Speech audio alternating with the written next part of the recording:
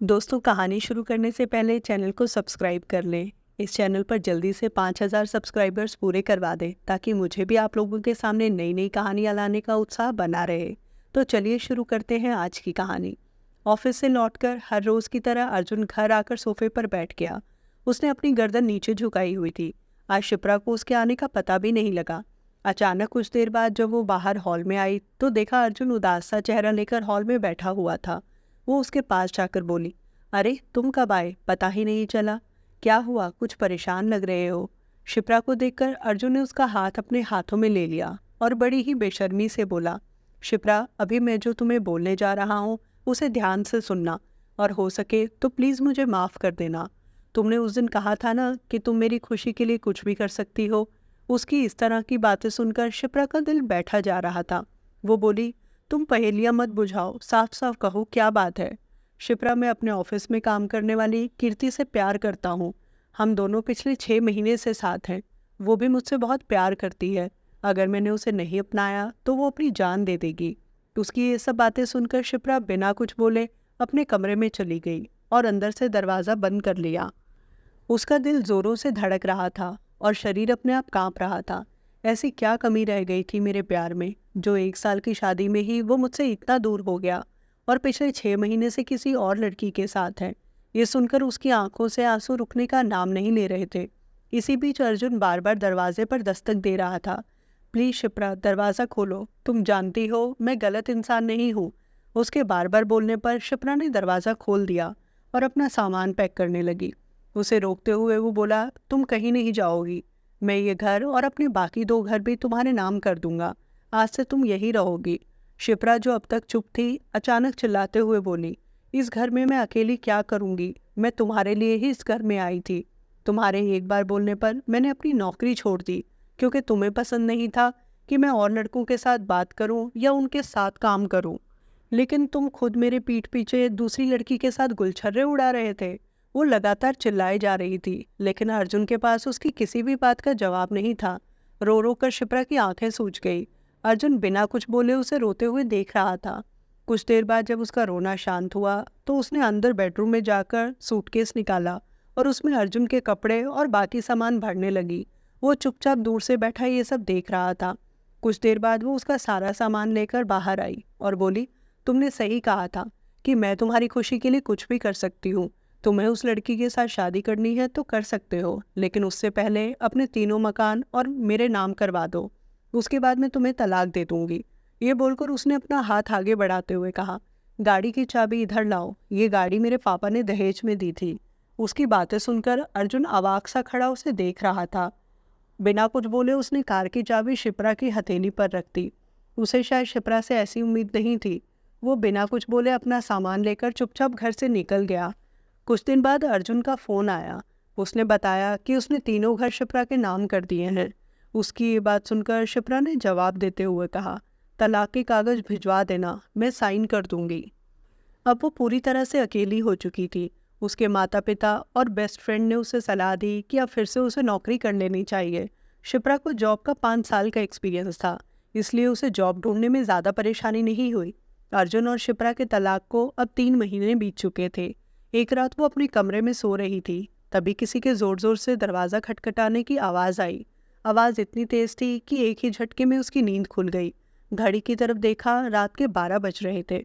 इस वक्त कौन होगा, वो ये सोच ही रही थी कि उसी वक्त अर्जुन का फ़ोन आया और बोला, प्लीज़ दरवाज़ा खोलो, मुझे तुमसे बात करनी है। उसने बाहर जाकर दरवाज़ा खोला। सामने अर्जुन खड़ा हुआ था। शर्ट के बटन खुले हुए थे, बाल बिखरे और आंखें जैसे रो रो कर लाल हो गई थी। शिप्रा को देखते ही वो उसके गले लग गया और फूट फूट कर रोने लगा। उसे इस तरह देखकर शिप्रा समझ गई थी कि कुछ तो बहुत बुरा हुआ था उसके साथ। उसने बताया कि वो लड़की कीर्ति जिसके साथ वो रिश्ते में था, उसने अर्जुन के साथ अपने सारे रिश्ते खत्म कर लिए। जब उसे पता चला कि उसने अपना सब कुछ शिप्रा को दे दिया है और अब उसके पास कुछ भी नहीं है, तो वो कहने लगी, सिर्फ प्यार से दुनिया नहीं चलती। जब तुम्हारे पास पैसा ही नहीं है तो मैं भी तुम्हारे साथ रहकर क्या करूँगी। वो शिप्रा के सामने हाथ जोड़ते हुए बोला, शिप्रा प्लीज़ मुझे माफ़ कर दो। मैं तुमसे वादा करता हूँ कि अब कभी तुम्हें धोखा नहीं दूंगा। तभी अंदर कमरे से कुछ गिरने की आवाज़ आई। आवाज़ सुनकर शिप्रा घबरा गई। अर्जुन ने पूछा, अंदर कोई है क्या? शिप्रा ने हड़बड़ाते हुए कहा। नहीं, कोई भी तो नहीं है। तो फिर ये आवाज़ कैसी? ये बोलकर वो अंदर कमरे में चला गया, लेकिन अंदर का नज़ारा देखकर उसके होश उड़ गए। कमरे में कोई आदमी लेटा हुआ था। उसके शरीर पर शर्ट नहीं थी, उसने चादर से खुद को ढका हुआ था। ये देखकर अर्जुन ने हैरानी से शिप्रा की तरफ देखा। वो आदमी और कोई नहीं, शिप्रा का बॉस जतिन था, जिसके ऑफिस में शिप्रा काम करती थी। ये देखकर अर्जुन ने कड़वी सी हंसी हंसते हुए कहा, तो ये है तुम्हारा असली चेहरा। मुझे पहले से ही तुम पर शक था, तभी मैंने तुम्हें नौकरी करने के लिए मना किया था। मैं भी हैरान था कि तुम इतनी आसानी से तलाक के लिए कैसे तैयार हो गई। ये बोलकर अर्जुन ने शिप्रा का गला पकड़ लिया। तभी वो हट्टा कट्टा शख्स जो बेड पर लेटा हुआ था, उसने आकर अर्जुन को जोरदार धक्का दिया और उसे शिप्रा से दूर करते हुए कहा, शिप्रा पर अब तेरा कोई हक नहीं है। आइंदा अगर तूने यहाँ आने की कोशिश की तो पुलिस में तेरी रिपोर्ट कर दूंगा। शिप्रा खड़ी ये सब देख रही थी। उसके चेहरे पर एक हल्की सी मुस्कान थी। अर्जुन बिना आगे कुछ बोले वहां से निकल गया। उसे शिप्रा से इस तरह के धोखे की उम्मीद नहीं थी। आज वो पूरी तरह टूट चुका था, क्योंकि उसकी ज़िंदगी में आने वाली दोनों लड़कियों की हकीकत आज एक ही दिन में उसके सामने आ चुकी थी। किसी तरह खुद को संभालते हुए वो घर पहुंचा। अर्जुन के माता पिता बचपन में ही चल बसे थे, लेकिन वो लोग अपने पीछे बहुत सारा पैसा छोड़ गए थे, जो अर्जुन और उसके भाई निखिल ने आधा आधा बांट लिया था। अर्जुन कुछ दिन के लिए अपने भाई के घर रहने चला गया। उसका भाई दीपक उसी शहर में अपनी पत्नी के साथ अलग घर में रहता था। अर्जुन ने उन लोगों को सारी बात बता दी। उसकी बातें सुनकर दीपक को कुछ ठीक नहीं लगा और वो मन ही मन सोच रहा था कि हो ना हो, लेकिन ये बात इतनी सीधी नहीं है जितनी दिखाई दे रही है। मैं इस बात का पता लगा कर रहूँगा। अगले दिन अर्जुन ऑफिस गया तो उसे पता चला कि कीर्ति नौकरी छोड़कर जा चुकी है। लेकिन ऐसा कैसे हो सकता है? अभी कुछ महीने पहले ही तो उसने नौकरी ज्वाइन की थी, फिर इतनी जल्दी अचानक उसने नौकरी क्यों छोड़ दी? उसे कुछ समझ नहीं आ रहा था कि अब वो कहाँ जाए। ना अब वो शिप्रा के पास ही लौट सकता था और कीर्ति भी उसे छोड़कर जा चुकी थी। अर्जुन अब घर आकर हर वक्त शराब के नशे में रहता। उसके भैया भाभी उसकी ये हालत देखकर बहुत परेशान थे। लेकिन एक दिन कुछ ऐसा हुआ जिसने सबके होश उड़ा दिए। एक शाम ऑफिस के बाद अर्जुन शराब की बोतल लेने के लिए दुकान पर पहुंचा। तभी उसकी नज़र कीर्ति पर पड़ी। लेकिन हैरानी की बात यह थी कि कीर्ति शिप्रा की गाड़ी चला रही थी। ये देखकर वो हैरान रह गया। वो सोच रहा था कहीं उसे धोखा तो नहीं हुआ, लेकिन शिप्रा की गाड़ी का नंबर वो अच्छी तरह जानता था। वो भागकर अपनी गाड़ी में बैठा और गाड़ी स्टार्ट करके शिप्रा की गाड़ी के पीछे लगा दी। लेकिन जब तक कीर्ति काफ़ी आगे निकल चुकी थी, अर्जुन ने तुरंत गाड़ी शिप्रा के घर की तरफ मोड़ दी कि हो ना हो कीर्ति गाड़ी लेकर वहीं गई होगी। वो काफ़ी देर तक शिप्रा के घर से थोड़ा दूर छुपकर कीर्ति के आने का इंतज़ार कर रहा था। कुछ ही देर में कीर्ति गाड़ी लेकर वहां आ गई, लेकिन इस बार वो गाड़ी में अकेली नहीं थी, उसके साथ कोई और लड़का भी था। वो दोनों गाड़ी से उतरे और घर के अंदर चले गए। उन लोगों के जाने के बाद अर्जुन छिपते छिपाते हुए घर के बाहर पहुंचा। वो कमरे की खिड़की के पास पहुंचा। उसने खिड़की खोलने की कोशिश की, लेकिन खिड़की अंदर से बंद थी। लेकिन वहां का थोड़ा सा पर्दा हटा हुआ था। अर्जुन ने उसमें से अंदर झांक कर देखा। अंदर का नज़ारा चौंका देने वाला था। शिप्रा ने बहुत छोटे छोटे कपड़े पहने हुए थे और उसके हाथों में शराब का गिलास था। अर्जुन ये देखकर हैरान रह गया कि सिंपल सी दिखने वाली शिप्रा, जो सिर्फ सूट पहना करती थी, आज उसके सामने शराब और सिगरेट के कश मार रही थी। वो यकीन नहीं कर पा रहा था कि वो शिप्रा ही थी या उसकी कोई हमशक्ल। कीर्ति को वहां देखकर इतना तो वो समझ चुका था कि कीर्ति और शिप्रा ने मिलकर उसे बेवकूफ़ बनाया था, लेकिन शिप्रा ने उसके साथ ये सब क्यों किया? ये सोच सोच कर उसे चक्कर आ रहे थे। क्या सच में शिप्रा मेरी पत्नी थी या वो भी धोखा था? और कीर्ति के साथ वो लड़का कौन था? हो ना हो इसके पीछे बहुत बड़ी साजिश थी। उसने देखा शराब पीते पीते शिप्रा जाकर जतिन की गोद में बैठ गई और वो दोनों एक दूसरे को किस करने लगे। ये सब देखकर अर्जुन की आंखें डबडबा गई। उसके दिल में शिप्रा को लेकर जो भ्रम था वो एक पल में ही टूट चुका था। उसके पैरों में और हिम्मत नहीं थी वहां खड़े रहकर वो सब देखने की, इसलिए वो उस वक्त चुपचाप वहां से चला गया। उस रात अर्जुन एक पल भी नहीं सोया था। पूरी रात उसकी आंखों के सामने शिप्रा का चेहरा घूम रहा था। पूरी रात वो शराब के नशे में डूबा हुआ था। अर्जुन के भाई ने जब उसे यूं पीते हुए देखा तो वो भी कमरे में चला आया। उसने बताया कि वो कीर्ति के बारे में सब पता कर चुका है। कीर्ति और शिप्रा बचपन की दोस्त हैं। ये बात सुनकर अर्जुन हैरान रह गया। इसका मतलब शिप्रा जानबूझकर कीर्ति को मेरी जिंदगी में लाई थी ताकि वो मुझसे तलाक ले सके। लेकिन अगर उसे मैं पसंद नहीं था तो उसने मुझसे शादी ही क्यों की? अगले दिन दीपक और अर्जुन ने एक ही समय पर शिप्रा और कीर्ति का पीछा करना शुरू कर दिया। अर्जुन शिप्रा से सब कुछ पूछना चाहता था, लेकिन जतिन हर वक्त उसके साथ होता था। उसे शिप्रा से अकेले मिलने का मौका नहीं मिल पा रहा था। लेकिन एक दिन शाम के वक्त शिप्रा और कीर्ति दोनों गाड़ी में कहीं बाहर जाने को निकली। ये सही मौका है, ये सोचकर दोनों भाइयों ने अपनी गाड़ी उनकी गाड़ी के पीछे लगा दी।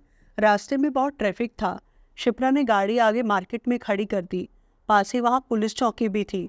अगर उन दोनों ने हमारी झूठी शिकायत कर दी और उल्टा हमें ही फंसा दिया तो, ये सोचकर दोनों भाई रुक गए। कुछ देर में वो दोनों वहां से चली गई। लेकिन अगले कुछ दिन उन लोगों ने नोटिस किया कि शिप्रा के साथ जतिन नजर नहीं आ रहा था और ना ही कीर्ति के साथ वो लड़का ही दिखाई दिया। ऐसा लग रहा था वो दोनों ही उस घर में अकेली रहती है। एक दिन जब अर्जुन को इस बात का पक्का विश्वास हो गया कि शिप्रा और कीर्ति के सिवा घर पर कोई नहीं है, तो एक रात अर्जुन ने मौका पाकर घर की घंटी बजाई। कीर्ति दरवाज़ा खोलने आई। दीपक जो दरवाजे के पीछे छुपा हुआ था, उसने कीर्ति के बाहर आते ही एक झटके में उसके मुंह पर रुमाल बांध दिया और उसे घसीटते हुए घर के अंदर ले गया। अर्जुन ने चुपके से घर का दरवाज़ा अंदर से बंद कर लिया। शिप्रा उल्टे होकर बेड पर लेटी हुई थी, लेकिन अर्जुन ये देखकर हैरान रह गया कि शिप्रा के शरीर पर एक भी कपड़ा नहीं था। अर्जुन को यूं सामने देखकर शिप्रा बुरी तरह घबरा गई और चादर से खुद को ढकने लगी। वो चिल्लाती उससे पहले ही दीपक ने कीर्ति के गर्दन पर चाकू रख दिया और शिप्रा से बोला, अगर जरा सा भी मुंह खोला तो इसकी गर्दन काट दूंगा। अब दोनों शराफत से बताओ कि आखिर तुम दोनों का ये सब चल क्या रहा है। शिप्रा ने डरते हुए कहा, मैं तुम्हें सब कुछ बता दूंगी, लेकिन प्लीज कीर्ति को कुछ मत करना। उसने आगे जो कुछ भी बताया वो किसी भी आम आदमी के लिए किसी बुरे सपने से कम नहीं था। उसने बताया कि वो और कीर्ति बचपन से एक दूसरे के साथ रही हैं, लेकिन कब वो दोस्ती धीरे धीरे आकर्षण में बदल गई उन्हें पता ही नहीं चला।